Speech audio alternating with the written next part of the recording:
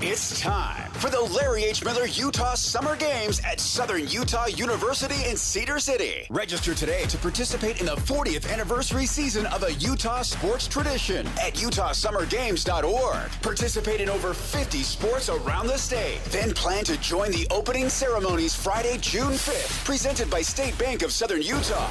Register today to participate in the 40th anniversary season of the Larry H. Miller Utah Summer Games. I sold my car in Carvana last night. Well, that's cool. No, you don't understand. It went perfectly. Real offer, down to the penny. They're picking it up tomorrow. Nothing went wrong. So, what's the problem? That is the problem. Nothing in my life goes as smoothly. I'm waiting for the catch. Maybe there's no catch. That's exactly what a catch would want me to think. Wow, you need to relax. I need to knock on wood. Do we have wood? Is this table wood? I think it's laminate. Okay, yeah, that's good. That's close enough. Car selling without a catch. Sell your car today on Carvana. Pickup fees may apply. It's time to get the inside scoop on the Utah Jazz. From the play-by-play voice of the Jazz, David Locke. Sweet revenge! Ow! On 97.5, the KSL Sports Zone.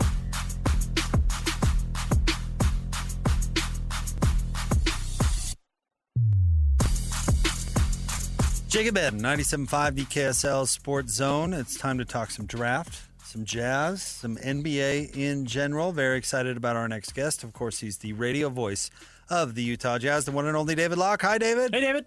Well, hello, Jake Scott. Hello, Ben Anderson. What a pleasure. I get to get smarter here. What do we got? I don't know if you heard the Jazz have a pretty good draft pick coming up.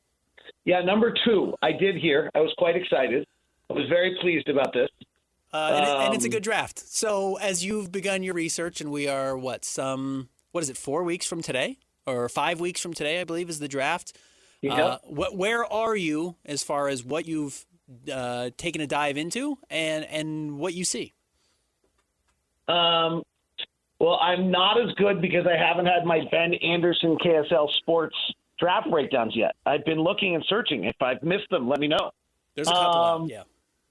Okay, if I've missed them, then I apologize. I've seen some mailbags and a lot of podcasting, but I hadn't seen the articles yet. So I've watched a good portion of 4 guys: AJ, Darryn, Cameron, Darius Acuff, a little bit of Wilson, a little bit of Brown, a little bit of Wagler, and a little bit of Fleming. I probably don't need to watch. I feel like I only need to watch 6 at this point. I think I need to watch. I just watched Darius Acuff, and I think that's worth watching. I don't think that's totally off the table. The little bit I've watched of Mikel Brown, I actually want to watch him again. I'm not entirely sure I think that's totally off the table. But obviously most of the conversation is AJ, Peterson, Cameron Boozer, and there's some Caleb Wilson conversation. So I've tried to hover around that. When it comes to Peterson, do you care much about the creatine cramps? Well, I care a lot about the cramps. I care a lot about, where he is and whether a guy who hasn't played 30 games can play 100 if we ever need him to. And I think you have to figure out what his experience was. I did my whole podcast on it yesterday and tried to be very kind of factual because I think the minute you get into the world of Stephen A. Smith and Kendrick Perkins, you're kind of now have jumped the shark on anyone having any accurate information about you. So I went back to try to read every feature article imaginable and try to get all the stories prior to that from reporters that were there and actually following it. And it's interesting. To me, I think it's really he's can't so they have this hell week that Bill Self puts on.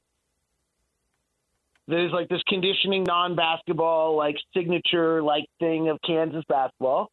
Sounds like it's straight out of Archie Bunker in 1960.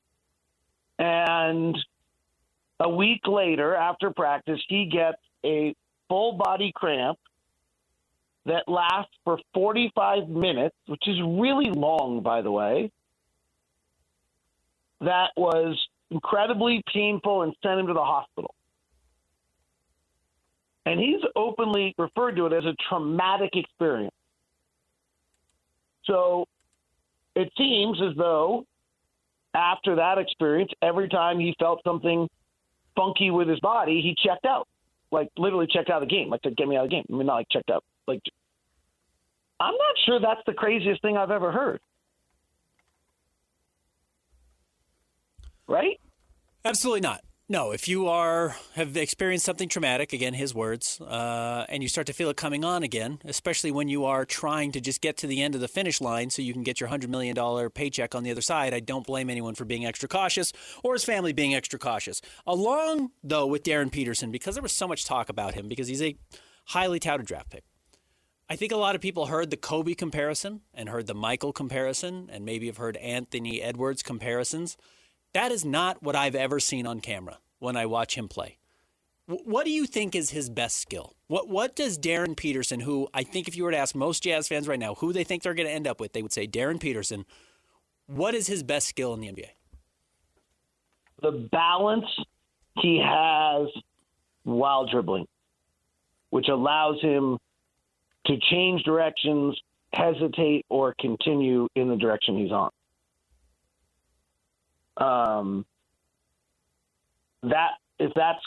That's what I would go with. Obviously, his jumper is good, and he seems to have great touch.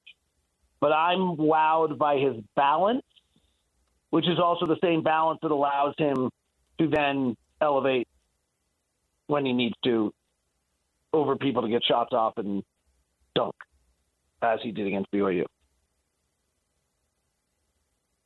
What would you go with? I just think he's an elite shooter.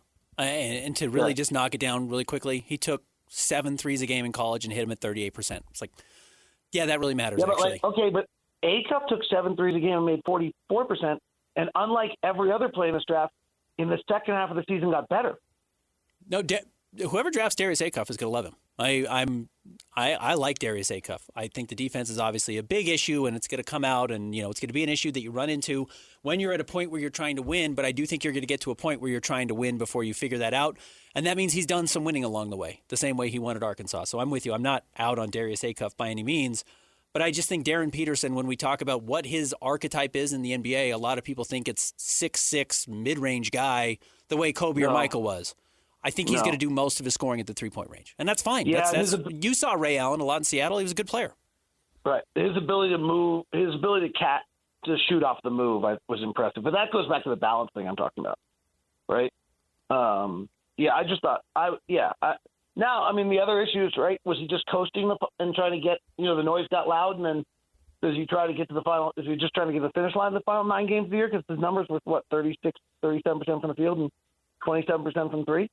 Honestly, what my biggest takeaway has been when I've been watching this draft? These guys are really, really good, but I'm not as sold that this is this totally incredible once-in-a-million draft that's been called all year. These guys are really good. They're really, really good. But they're all similar to guys. It's not like 2 years ago when I couldn't find a player I liked, right? It's not that. I'll never forget watching Ira Newell or whoever it was, Asa Newell last year, who went 23rd to Atlanta, and I was like, oh my gosh, this guy's actually better than any player I watched all of last year. So it's not that. These guys are really, really good, but I don't find them I think there's a real chance that AJ Dybantsa could be RJ Barrett, Julius Randle, or Paolo Banchero. Now, 2 of those guys are an MVP. Are all-stars, but they're not, they're not. And there's a real question what happens with Darryn Peterson. And I think Cam Boozer is really, really good, but he could be Domantas Sabonis, which is really good. It's an all-star, but it's not what we're those are, I think those are actually the most likely scenarios for those players. And I'm not sure that they're I'm not sure I would call any of those 3 players purely franchise changing. There's not really good. There's not 3 Cooper Flags at the top of the draft. Right. Yeah, that's right. And there's certainly not a Victor Wembanyama. What did you think about your Locked On Wizards guy throwing out using Ace Bailey to trade up? I think he's doing his job beautifully, and he's engaged a very active fan base. And I think Salt Lake City, Utah, and where I live, is the greatest place on the planet. And there's actually probably one place in the world I would move to, ironically, and that's D.C. Do you think the Jazz would have any interest in moving off of Ace Bailey? No, I can't imagine it. You I thought Ace Bailey You were in all the press conferences I was in, David. We were playing fake basketball, but I thought Ace Bailey was really great for the last 2 months of the year. Did I just buy in too much, or was he that good? Well, one of the things you can pay attention, we listen to a lot of coaches talk. We specifically listen to, and you more than me, Will Hardy talk. And Jake can do the same thing because Jake has heard every Will Hardy pre-half and post-game show for his entire career. So one of the things that coaches do accidentally, whether they know it or not, is they tell the truth by talking about some of the names they bring up first. And sometimes they do it on purpose to give somebody props. But at the end of the season, when you asked Will Hardy what you thought went well, he could not stop talking about Ace Bailey. He brought up Ace Bailey every chance, and I don't think it was on purpose. I think he meant it because I think the Jazz really like Ace Bailey. Yeah, I mean, if it's 92-92, or let's go 105-105 with 145 left in our first game of the year, I think the chance there's the play's called for Ace Bailey.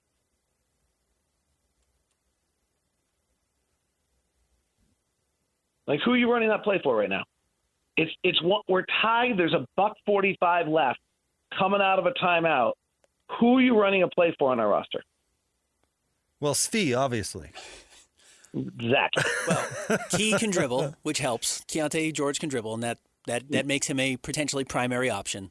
Yep. But no, you're not wrong. That Ace has an ability to get to a shot off of one or two dribbles to, as Giannis Antetokounmpo called it in their little video they shot together for Nike, your kill spots. Get to your kill spot and rise up, and Ace can do that. Or will be able to do it if he can't do it yet. And as wonderful as Lowry and Jaren are, they can't. At least I'm not aware that Jaren can't. How's that? And the data says he can't, or has not been very good in the clutch. As of 48 hours ago, David, the Oklahoma City Thunder were on the verge of a 5-championship dynasty, according to most people in the NBA. And as of 12 hours ago, it was completely dashed, and this is Victor Wembanyama's league. Where do you fall on those two parties? Well, look, I tweeted it last night, but I had said it to a bunch of people prior that I thought if Victor lost, I thought this series was was Michael Jordan versus the Detroit Pistons. So I thought this would be like Victor, and I still think this could be true. I think there might have been a Pyrrhic victory last night. I think they're going to be gassed for a while. I think that this is the last series Victor loses until 2030.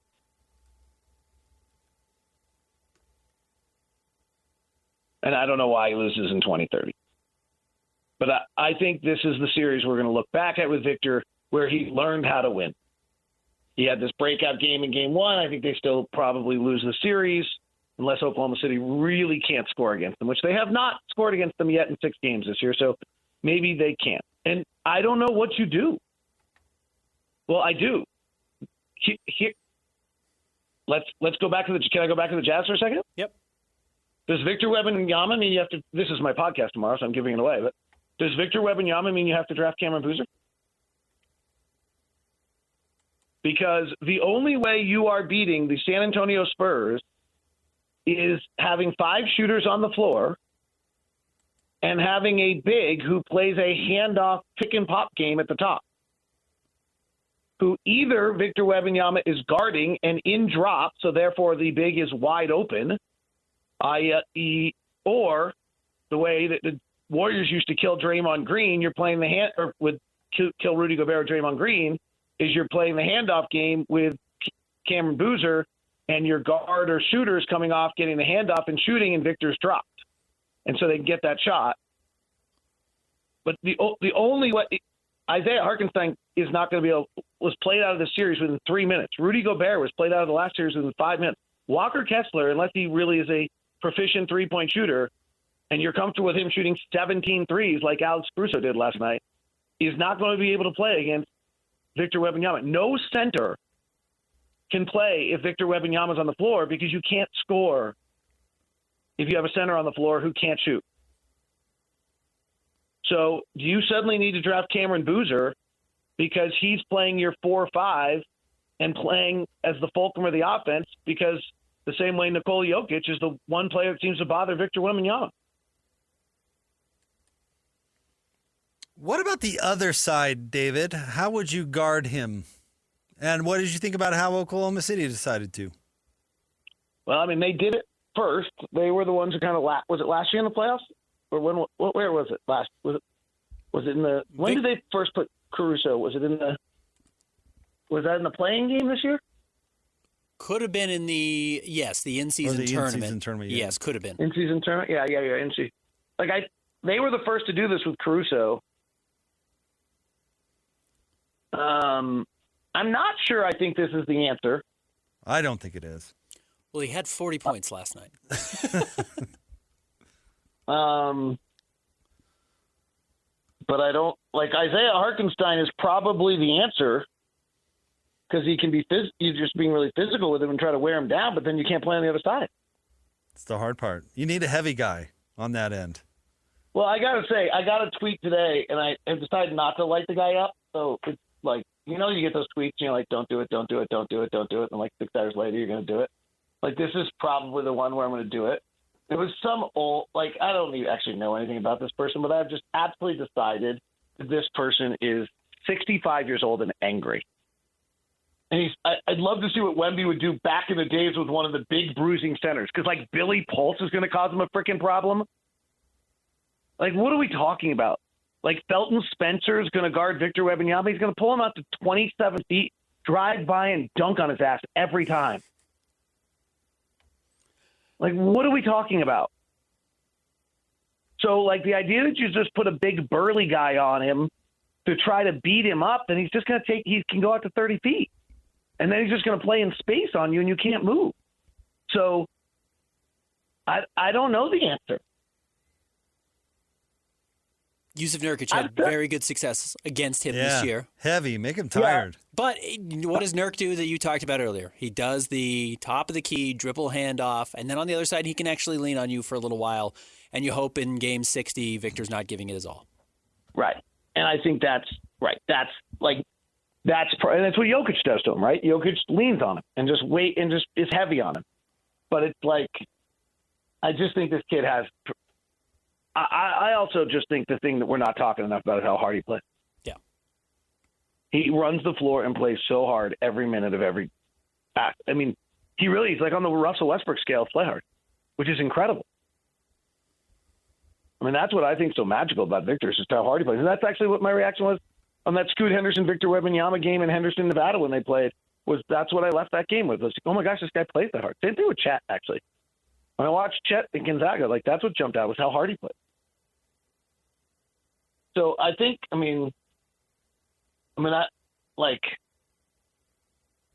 don't know the answer, and I'm fascinated to see what Mark Dagnall does next. Dagnall, boy, by the way, side note, I'm just kind of babbling, but those two inbound plays late in the game last night, where he got Shea on the left-hand side with Victor pulled, and then the other time where he had Shea drive the baseline and Victor had to decide between him or Holmgren for the three, those are pretty magical half-court spacing sets. They've got to find a way to do that in just a regular half-court set because really the story is they can't score. I mean, I think their offensive rating last night was a 103, and they've been below league average in their 5 games against them this year. David, Ben is such an obnoxious Knicks fan. I can't help but cheer for Cleveland in this Eastern Conference final. So tell me why Donovan Mitchell can get the Cavs past the Knicks. I feel like Cleveland is – I thought actually Cleveland's Game 7 was the first time Cleveland's played like I thought Cleveland should all year. Cleveland's been like this mercurial group to me that I watch all year, and I'm like, wait, why aren't they better? Every time I watch Cleveland, I'm like, why aren't they better? Until Game 7. Then they were actually that good. But they're really good. Like, right? Like, they're like Kobe Altman put together, to me, like a nearly perfect team. He has Jared Allen and Evan Mobley, and they did a nice job of losing. You know, they did the whole lose for 3-4 years to get a bunch of players. Dean Wade, Max Strus, and Sam Merrill are kind of fabulous pieces to that puzzle, particularly Max Strus's ability to defend and be physical and rebound if he needs to. Harden and Garland are nice. Like, I love that roster. I think they're going to be tired. Harden and Donovan seem to be allergic to running at any point in time in either direction. It's kind of a weird thing. So I think that'll hurt them. But the Knicks don't. Jalen Brunson doesn't really want to run either. So And Karl Anthony Towns doesn't want to run either. I think it's worth watching Cat in this series. Cat's assist rate against Philadelphia was one of the highest assist rates of any player ever in a playoff series, which is an interesting kind of way to think about him. But I also think it's relevant to the NBA draft of whether or not we really might be in a day and age where your 5 has to be playing out on the floor and passing and having open cutting lanes all around the basket with 4 shooters around him, or that's your way of dealing with non-shooters. I think there's some, and I think I will say this, back to the draft, I was not intending to have this sound like a Cameron Boozer show, but if you go look at the top 20 guys in the NBA who played handoff this year and the centers, 19 of them are basically non-shooters, and the 2 guys that are shooters, or one of them's only average and one of them's great, are Karl Anthony Towns and Nikola Jokic, and they are 1-2 in the league in handoff efficiency by a large margin. And if you believe Cameron Boozer is a shooter, then I think you have to ask yourself of whether Cameron Boozer can become the fulcrum of your offense in that realm in a manner that's really virtually unstoppable right now. There's not a big that can shoot that plays the handoff game that is stoppable right now. Well, I think the Wizards should take Cam Boozer number 1, and I mean that. You do. I mean, I'm not. The more I watch, the more I'm heading that direction a little bit. I think. The only question on that is, can you afford? This might be stupid. Like, I think Cameron Boozer is the right player for 46 minutes of the night. And then, are you okay drafting a guy that with 2 minutes left in the game, you probably can't give him the ball to go make a play for you? Yeah, that's the question. He's not Victor Wembanyama. Right. But he's probably the better player for 45 minutes of the night. Yeah, if you believe the math game, over 100 possessions, if he makes the right play 90 times, you're probably going to win that game. And that's the argument on him, is he wins everything he does. Like, he really would not have lost if it wasn't for a miracle shot by UConn, because they probably would have won the title. They lost 3 games this season by a combined 5 points. It's not an accident. Right, and he was won whatever. You know, I was also impressed, by the way. I mean, I was just coming off a deep dive on A-Cup the last 2 days. I was pretty impressed with him in big games, important moments and wins, too. Right? He's on that U18 USA team. He's the MVP. He wins the Detroit Public High School League as a sophomore. It's the first ever sophomore MVP of the league, of the Detroit Public High School League. That's a pretty good league. Ever.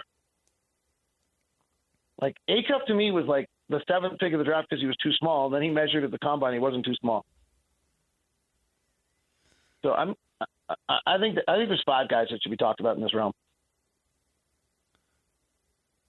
But the Boozer conversation is really interesting, Ben. It's really interesting. Right?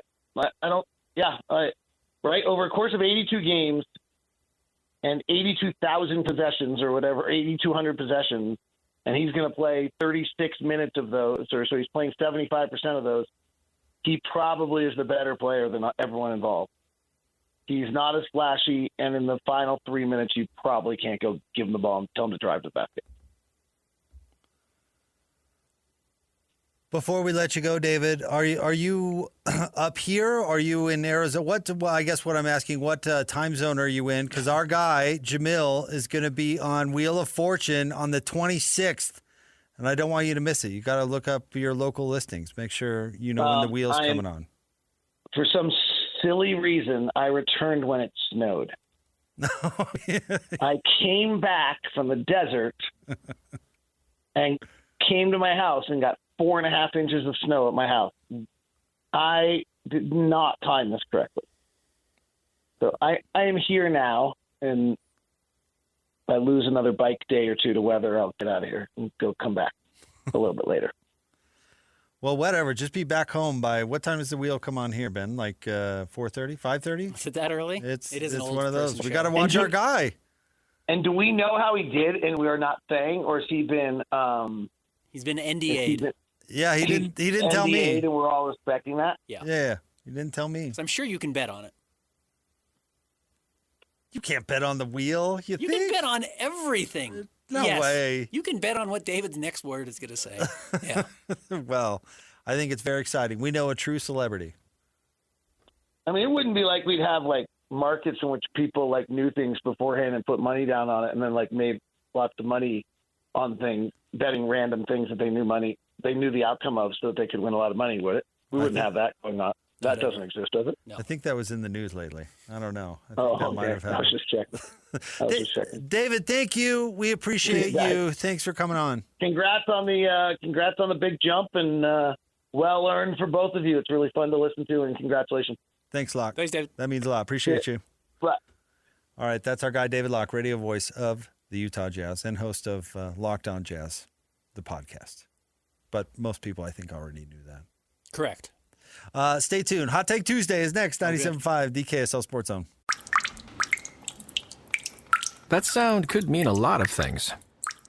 And when something's going wrong at home, the hardest part can be figuring out what the problem actually is. At Thumbtack, you can upload a voice message or a photo, and our AI-powered search will help diagnose your project. Plus, the pros we know have over 14 million 5-star reviews, so you can hire with confidence. Thumbtack, we know homes. Hire the right pro today. Mom, can you tell me a story? Sure. Once upon a time, a mom needed a new car. Was she brave? She was tired, mostly. But she went to Carvana.com and found a great car at a great price. No secret treasure map required. Did she have to fight a dragon? Nope. She bought it 100% online. From her bed, actually. Was it scary? Honey, it was as unscary as car buying could be. Did the car have a sunroof? It did, actually. Okay, good story. Car buying you'll want to tell stories about. Buy your car today on Carvana. Delivery fees may apply. Not only do these guys give you the best Jazz coverage in the market, they've got you covered with the Mammoth, the Cougars, the Utes, and the Aggies. This is Jake Scott and Ben Anderson on 97.5, the KSL Sports Zone. Jake and Ben, 97.5, the KSL Sports Zone. Jake Scott, Ben Anderson. It's time for Hot Take Tuesday, where you just got to come up with a hot take about something. Ben's usually all over the board on these things. I'm eager to see where you're going. Apparently, you have a list. I keep a list because I'm a dumb person and I will forget my hot takes. But apparently, they do cycle through my head more often than I realize. Okay. Well, get us started. Let's hear it. Okay. I really only want to go with one today, so I hope you guys both have some. But I'll give you my hot take. And I don't know if it's even... I'll just say it. I think Will Ferrell has had the most disappointing career of any contemporary actor. Okay. What do you mean by disappointing? So... if we're looking at his archetype, and we can treat this the way athletes are, you look at his arrival at his peak and compare it to peers who had that same career arc.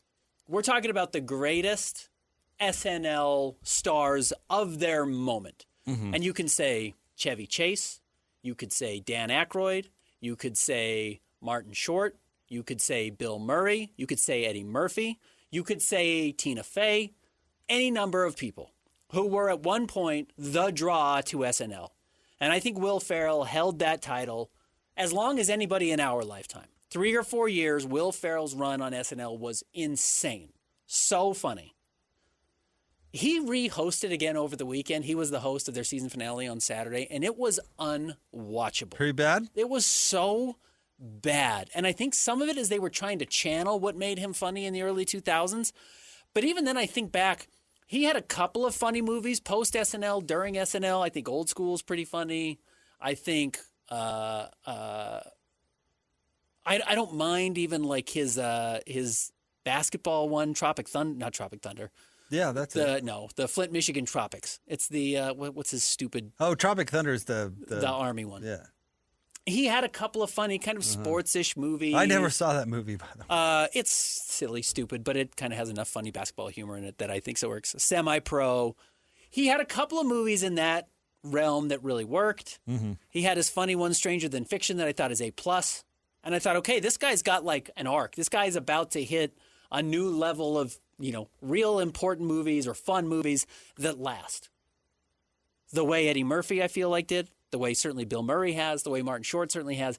And he's done nothing but crap and is irrelevant. And the most important thing he does now is... the commercial? The MasterCard commercials? No, whatever it's his for PayPal. PayPal or whatever it is. It's like his only legacy now, unfortunately, after being what I thought was maybe the funniest person on the planet, certainly in our country, for a very important part of my life. And I get that everyone's favorite SNL cast is the one they were watched in high school. That's absolutely true. But all those other guys I mentioned, or women I mentioned, have gone on to have better careers or other careers post-SNL. And Will Ferrell stinks. Yeah, I think he's allergic to a good script. I agree. So my hot take is huge disappointment, especially for a guy who came out hitting grand slams. I'd say Anchorman was the only good, funny movie that he did where he was the lead role. Yeah, I think that's fine. Old School, he wasn't the lead role. And No, he was wasn't. funny. He was funny in Wedding Crashers, but he really wasn't the lead He was a role. real cameo. But pretty much everything else. Crap. You guys aren't Step Brothers fans. He did, no, I'm not. No, I'm he not did a skating movie with Napoleon Dynamite. Horrible. I mean, yeah, okay. Unwatchable. I once watched the whole stand-up special he did as George W. Bush, which I was like, oh, this is going to be funny. It absolutely was not. Garbage. So, yeah, his Harry Carey was funny. Yeah, no, again, his SNL stuff is all-time great. The same way all those other names I mentioned were great, but they found a way to do something else 15 years later, 20 years later, and he's doing Venmo commercials or whatever it is. All right, Christian, hot take? Yeah, this comes on the news today that Rashee Rice is going to jail for 30 days, Chiefs wide receiver. Uh-huh. I think their dynasty might be over. I honestly don't know if Patrick Mahomes is going to make another Super Bowl. Without Rashee Rice? I just think with that him Chiefs, missing minicamp? not just Rashee Rice, but, I mean, yeah, Travis Kelce's old and going to retire. They don't have any other receivers. I just don't know, man. I think that the good old days are behind him.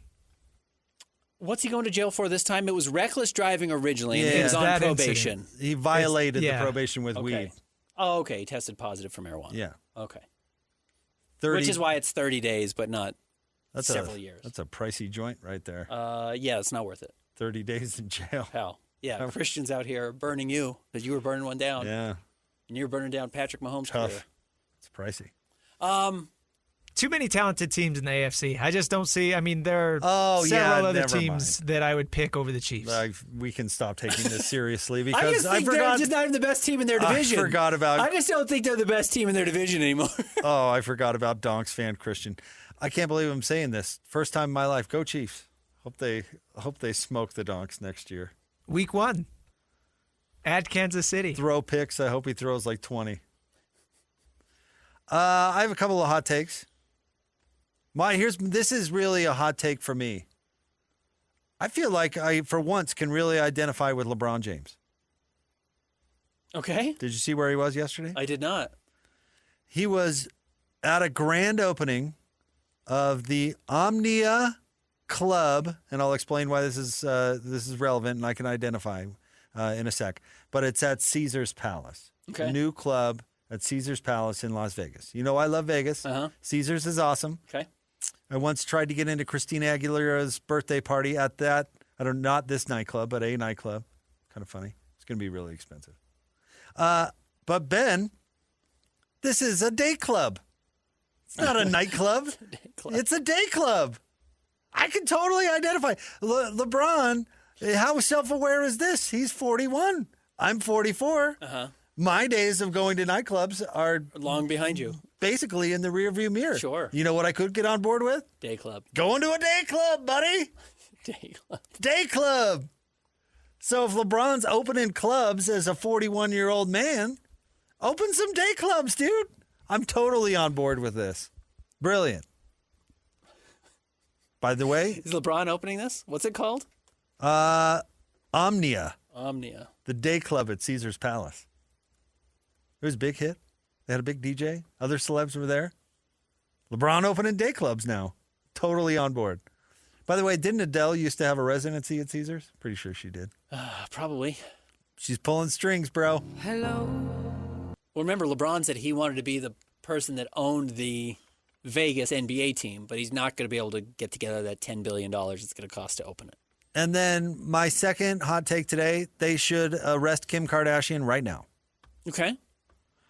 A British court sentenced a truck driver to prison for smuggling 7 million pounds worth of cocaine in a shipment of underwear and clothing from Skims, Kim Kardashian's shapewear brand. I didn't know that was a Kim thing, but that makes sense. Skims. That's a Kim Kardashian thing. Yeah, Donovan Mitchell he's a model for them. Yeah, I remember that. That was a huge joke. Not Donovan Mitchell. That was a huge joke inside the Jazz's locker room this year. Every time after a game somebody played well or whatever, they said he was playing in Skims. That was the joke, that this player was playing in Skims. That was always the joke this year with the Jazz locker room. I mean, really, you've heard about, like, I knew of a car dealership once that didn't care if they sold one single car because they had something else going on. They were dealing cocaine out of the car dealership. My wife and I were convinced there was this restaurant was by where she lived when she went to law school. Nobody was ever in it. It was open all the time. This is Gilbert Arenas being like, oh, they were just renting my house for all these illegal poker games or whatever it was. I had nothing to do with it. I didn't know. So this would be a very Kim Kardashian thing. You'd sell some average clothes to some but how many to pounds some suckers. $7 million? But use it as a tool to move cocaine. Traffic. Yeah. Okay, I can see it. 7 million pounds. Oh, pounds. Okay, not wait. 7 million pounds as in dollars? No, 7 million pounds Like is in pounds. Pounds as in weight. $9.4 million of cocaine. That's what it says. 7 million pounds. Oh, that must be the value in Europe. In Britain. In Britain. Okay, that's what I was wondering. So that makes more sense. 7 million pounds. No. 7 million. That's some kind of boat. $9.4 million worth of cocaine. Apologies. That's a dumb mistake. Yeah. That is why I wanted to know. I said that's a lot. Let's see. The agency said he was on his way to collect 90 kilograms, 198 pounds of cocaine, which makes a lot more sense. 7 million pounds of coke would be. It's a world. What? All of the worlds. That would be a bold smuggling operation. You would really have to have a lot of Skims to cover that up. 7 million pounds in one place at one time. Bold. Yeah. No, but they should obviously arrest Kim. She must be behind it. Absolutely. You think it? That's funny. You think a truck full of her clothes is not under her purview? Of course it is. She didn't pass the bar. She's got nothing else to do. Ship cocaine through her Skims line. I'm sure she's not thrilled about this. And if she had something to do with it, look out. Oh no, Chris will quash this in a second. Yeah, you're probably right. Chris and her boyfriend were also at LeBron's Day Club debut. Okay, old people. Hanging out Day there. club! Old people hanging Day out during club, the day. dude! They call this canasta. You and I have both worked at hotels, and we saw the old ladies come in and play mahjong and they'd order one iced tea, and they would sip on it for 4 hours, and they'd sit in the atrium or wherever it is in your hotel, and that's what's going on. LeBron is in his mahjong group. Dude, hit me a gin, Ricky, and let's play some shuffleboard, man. I'm on it. Let's do it. Sounds awesome. And LeBron. Stay tuned. More Jacob Ed next. 97.5, the KSL Sports Zone. Ready or not, summer is coming, and Wayfair's Memorial Day clearance is on now. Right now through May 25th, get up to 70% off everything home at Wayfair. Plus, score amazing doorbuster deals all sale long and surprise flash deals on Memorial Day. We're talking thousands of products at every style and budget. Now is the time to save big on must-haves for your patio, backyard, and beyond. These savings won't last, so don't wait. Shop Wayfair's Memorial Day clearance now through May 25th. Wayfair, every style, every home. If you walk into a room and can't remember why, it could be nothing or something more. If you confuse a familiar recipe, it could be a slip-up. Or it could be associated with amyloid plaque buildup in the brain. Amyloid is a protein that your body produces naturally, but a buildup in the brain could lead to memory and thinking issues. To see what may be behind your memory and thinking issues, talk to your doctor about getting a full assessment. It's never too early to start the conversation. Visit amyloid.com to learn more. Mom, can you tell me a story? Sure. Once upon a time, a mom needed a new car.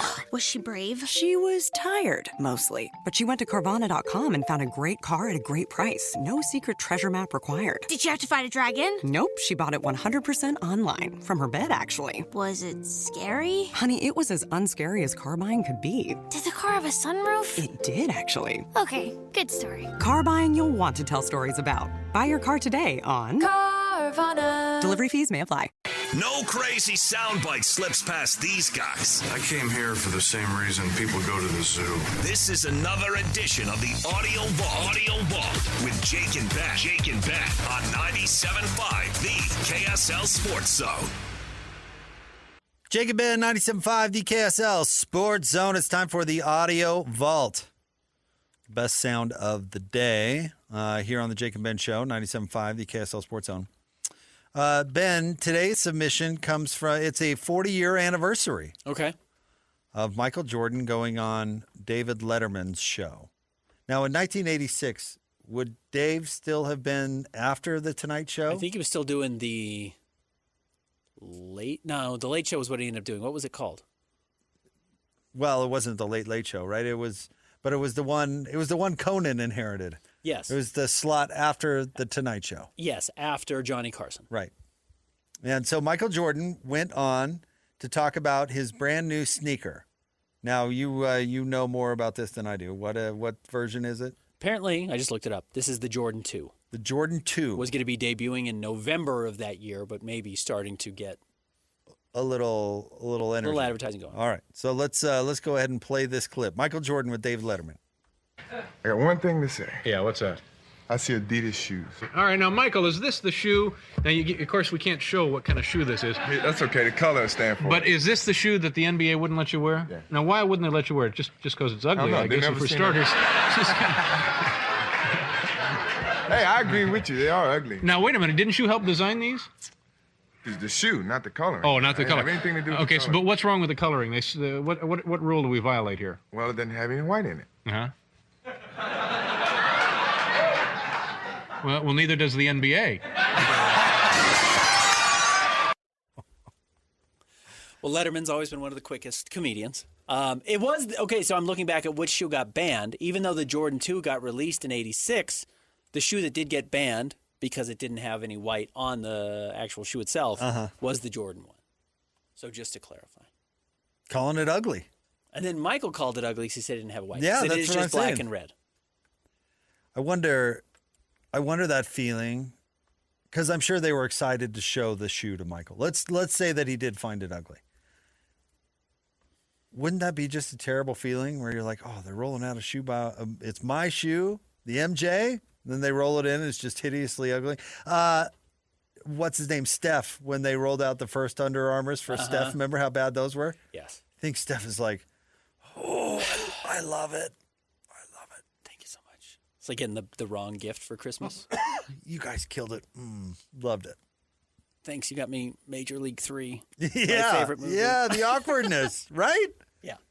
Because you don't want to, somebody worked really hard on that shoe. You don't want to let them down. Was it Major League 3? Yeah, it was Major League 3. You got a gift from somebody. Back to the minors. Is that the one with the Salt Lake Bees? It is. Yeah. That's cool. Or the It's buzz. not. I think it was the buzz. It was the buzz, and it's not. Anyways, neither here nor there. Yeah, an older girlfriend. She said, I know Major League's your favorite movie. I got you the DVD. Major League 3. Major League 3, Back to the Minors. You could see the tag where she got it from the grocery store, $1.99 from the bin. In the discount bin? Yeah, in the bin. It's Sev next to the sunglasses. Really thinking about me. Oh, you found that, did you? Cool that Michael at that point was still a member of the public, which he's really not anymore. We don't see Michael anymore. What do you mean? He was basically a co-host for NBC's NBA show. He recorded 25 minutes in one sit down with Mike Tirico, and they spliced it up into as many segments as they could. It's probably not even. It probably wasn't even 25 minutes. No, it probably was not. I remember the first day, and I thought, it was kind of interesting. And he said, I wish I could still play. And then he said, I haven't played basketball in a long time. I shot a free throw once in front of a family, and I got nervous, and I made it. And that was the last thing I ever remember him saying. And now he does his racing stuff. And there was a story of him came out over the weekend of his teacher from high school was dying and wanted to hug his student. So he called her on the phone, which is not quite a hug, but it's close. Phone call. He FaceTimed her as she was dying. It was kind of cool. But yeah, we don't see Michael anymore.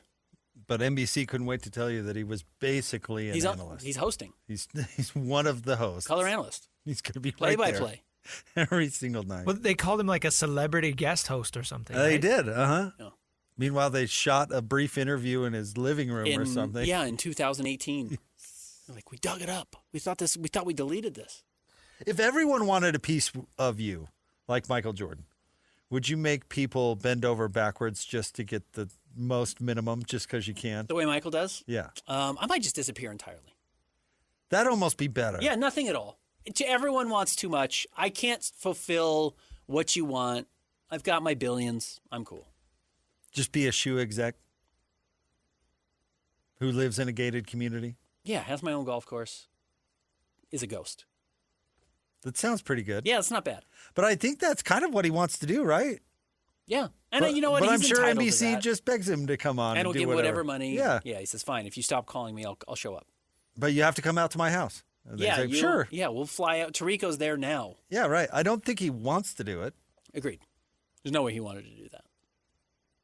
No. Well, maybe he's addicted to the attention. That could be true. Some type of it. But no, Magic Johnson is addicted to the attention.